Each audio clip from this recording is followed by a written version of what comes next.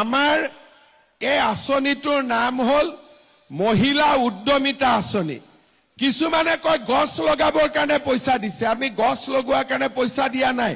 এইটো ভুল ধাৰণা নলব, কাৰণ গছডাল লাগিলে ডাঙৰ হলে গছডাল আপোনালোকে মোৰ ঘৰত কাটি নিদিয়ে, গছডাল আপোনালোকৰ ঘৰতে থাকিব না, কাটি পেলাই মোক দিব? মুকটো নিদিয়ে। গতিকে এই গছডাল যদি চেগুন গছ ৰৈছে, ডাঙৰ হলে তাৰ যি উপাৰ্জন হ'ব সেইটো আপোনালোকেই পাব। আৰু আপোনালোকক গছডাল ৰুবৰ কাৰণে মই উৎসাহ দিয়াৰ কাৰণে মোক উল্টাই আপোনালোকে পিঠা তিঠা খুৱাবহে লাগে, হয়নে নহয়? এতিয়া মেইন কথাটো হ'ল যে আমি টকাটো কেতিয়া পাম। এইকেইদিন আমি ধুনীয়া কৰি ভেৰিফিকেশ্যন বিলাক কৰি আছো।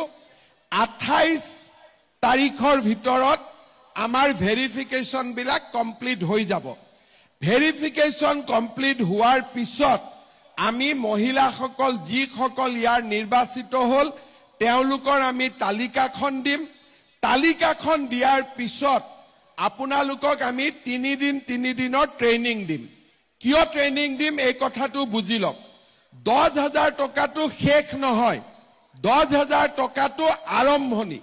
আমাৰ উদ্দেশ্য হ'ল যে এই 10,000 টকাটো ভাল কৰি যদি আপোনালোকে খৰচ কৰে, পিছত আমি আপোনালোকক আৰু নতুন নতুন আঁচনি আৰু বেংকৰ লগত আপোনালোকক আমি সম্পৰ্ক কৰি দিম, যাতে মোটামুটি 2-2.5 বছৰৰ ভিতৰত চৰকাৰৰ পৰা আপোনালোকে আৰু বেংকৰ পৰা মিলি 1 লাখ টকা কৰি আপোনালোকে পাব পাৰে।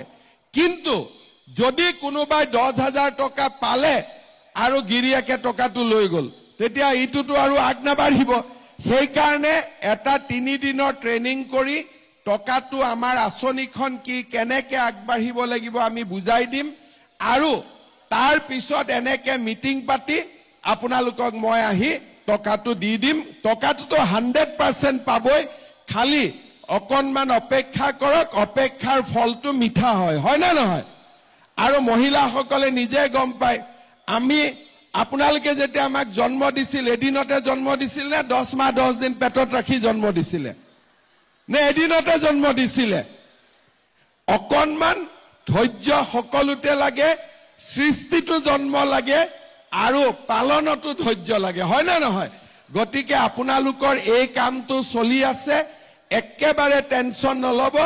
10,000 টকা আপোনালোকে 100% পাবই, কিন্তু 10,000তকৈ আৰু কেনেকে বেছি পায় মই সেইটোহে চিন্তা কৰি আছো, যাতে আগত গৈ আমি আৰু বেছিকৈ